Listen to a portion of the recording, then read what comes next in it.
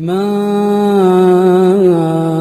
أصاب من مصيبة إلا بإذن الله، ومن يؤمن بالله يهد قلبه، والله بكل شيء عليم. وأطيعوا الله وأطيعوا الرسول، فإن توليتم فإنما على رسولنا البلاغ المبين. الله لا إله إلا هو، الله لا إله إلا هو،